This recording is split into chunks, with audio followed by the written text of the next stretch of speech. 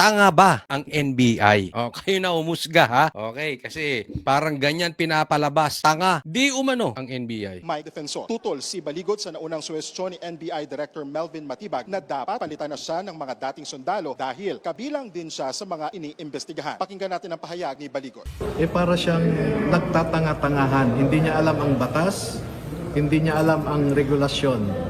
Ang sakit mo magsalita, Attorney Baligod, pambihira. Siya ba ay nagtatanga-tangahan? Siyempre, abogado to si Attorney Baligod eh. Hindi niya naman sasabihin na tanga yan si Matibag. Ito po ang pinapatukuyan dito ni Attorney Baligod ay itong NBI Director na si Matibag. Dahil sabi, dapat hindi daw siyang abogado nitong 18 Marines kasi meron ding reklamo or meron ding investigasyon patungkol sa kanya. So, sabi ko nga, hindi naman niya dinediretso, di ba? Marunong magsalita ang mga abogado nang hindi sila mailalagay sa alanganin. Yan po. Pero sa salitang vlogger, sinasabi niya, tanga ka, Attorney Matibag. Parang ganun di ba? Wag na tayong maglokohan, di ba? Syempre hindi aaminin ni Attorney Baligod yan, pero ganun na po ang ibig sabihin yan. Alam mo, ang galing din ni Bongbong Marcos, no? Ang dami niyang abogado na tila ginagawa niyang tanga. Isipin mo, isang dropout, isang hindi graduate, tapos pinaiikot, ginagawang tuta, ginagawang attack dog nitong mga abogado. Si Claire, tingnan mo anong nangyari. Kayo na humusga. Mukha bang tanga si Claire sa kanyang mga argumento, sa kanyang mga pinagsasabi? Kayo na humusga. Si Gadon, eto, wala nang kaduda-duda. Tanga talaga. Ito si Attorney Matibag, grabe rin. Bagong Claire, di ba? Sabi ko na nga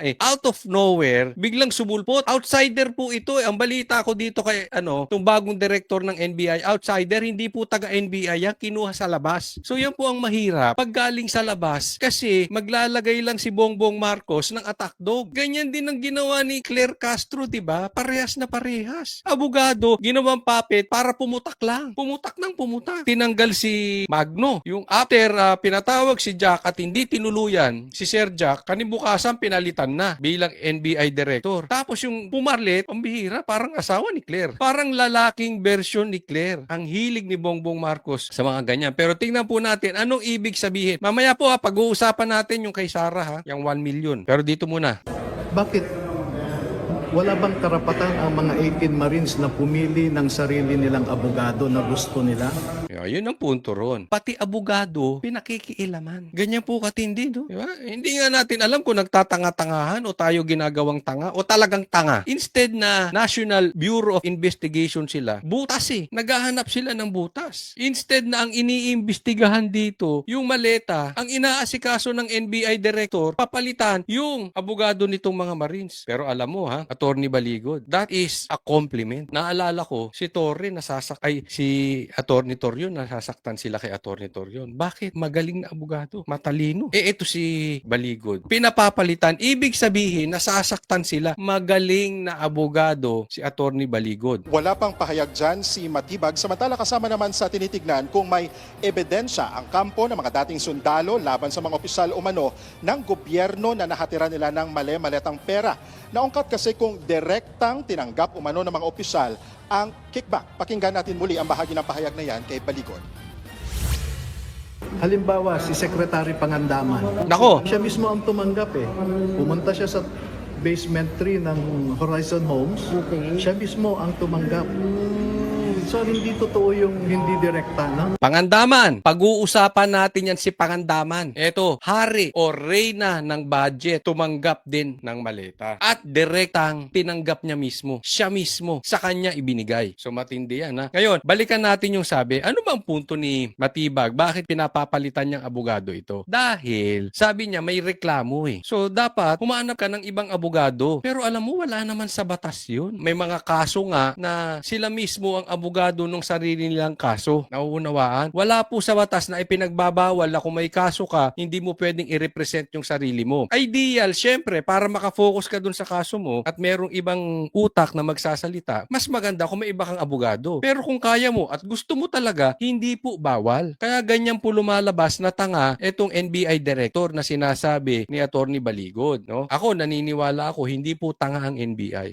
Gaya ng sabi ko, outsider to Outsider to si itong namang bagong direktor at alam mo, dinig ko doon sa mga hindi pa nakakaalam, nabanggit ko na ito. Pero kung hindi nyo pa narinig ito, muli kong babanggitin. Marami, di umano, sabi ng very, very reliable person who is active sa isyung 18 Marines na gusto ng 90% ng NBI ang ginagawa nitong mga Marines. Asar na rin sila dito sa korupsyon. Tapos, meron pang pinaupo na NBI director na tila kahintulad lang ni Claire Castro. Hindi magsasalita na may laman. Kung hindi, parang attack dog lang. Tingnan mo, hindi niya gustong imbestigahan. Di ba?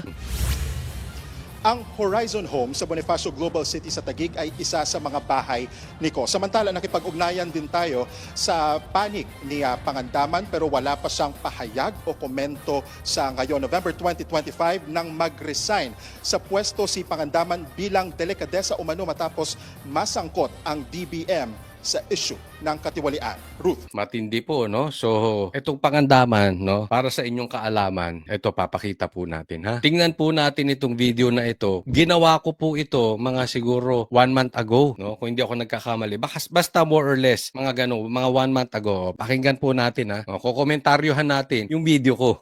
Pauna pa lang to, ha? Kung hindi nyo iimbestigahan nito, hindi natin dapat tigilan ito sa ating mga kababayan dyan, sa taong bayan, ha? Ito po si Pangandaman, Budget Secretary. In short, hari ng budgetan. No, hari, hindi reyna. Siya ang head. Budget Secretary to si Pangandaman. Tahimik. Papayag kayo nun. Imposibleng walang alam itong. Kaya nga sabi ko, kung hindi ito iimbestigahan, kakalampagin natin. Ito maganda. Ibinulgar nito mga Marines. Sinasabi ko sa inyo, tayo po hindi nagmamalaki dito, okay? Pero yung mga pinagsasabi natin, may patutunguhan. Hindi po tayo sa nagmamagaling, pero meron tayong nakakausap na alam natin, lihito mo at may alam dyan sa loob. Merong alam na mga magnanakaw dyan sa loob. Alam yung anomalya sa loob. Kaya sinabi sa akin, itong si Pangandaman, involved to. Di umano. Kaya nga sabi ko, hindi dapat to papalagpasin. Imposible, ikaw ang hari o reyna ng budgetan, tapos tahimik ka. Imposibleng hindi mo alam. Kaya pala tahimik, binibigyan din ng maleta. Nagigets nyo na? Nabibigyan ng maleta. So anong gagawin mo? Tahimik ka. Kasi sasabi ka rin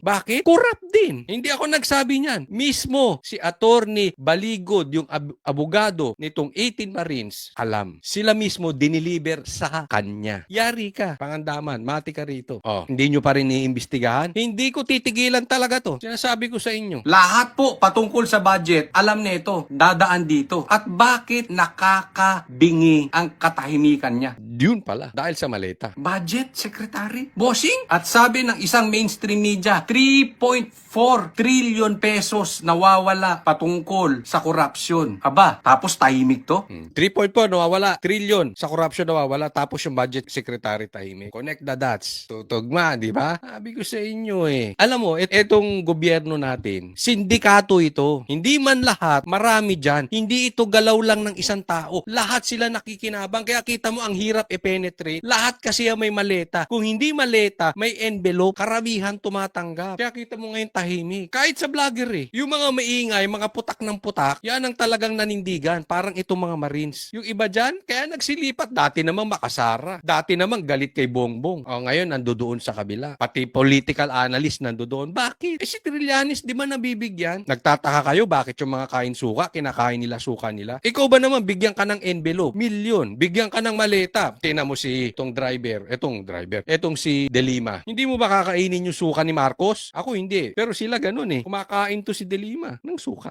Siyempre, may polder Tapos hindi iniimbestigahan. Abay, kailangan kalampagin natin ito. Kung hindi po ito iimbestigahan ng Blue Ribbon, ng Senado, ng mga congressman, at kung sino-sino pa, abay, parang lokohan ito. So, bantayan po natin ito mga kababayan. Gaya ng sabi ko, pauna pa lang ito. Dahil ipagpapatuloy natin ang pagsasaliksik patungkol dyan sa ghost projects. At syempre, hindi po pwedeng mawawala itong bossing ng budget. Ito, si Pangandaman. Ito maasahan nyo, hindi natin titigilan ito hanggat hindi nakukulong yung mastermind. Samahan nyo po kami sa laban na ito. Ito po kasi ay delikado. Ito ay naghahanap sila ng butas. Nakikita nyo naman ng NBI. So, kailangan magtulong-tulong tayo dito. Konting tiis na lang. Magagapi din natin itong magnanakaw sa gobyerno. Itong sindikato sa gobyerno.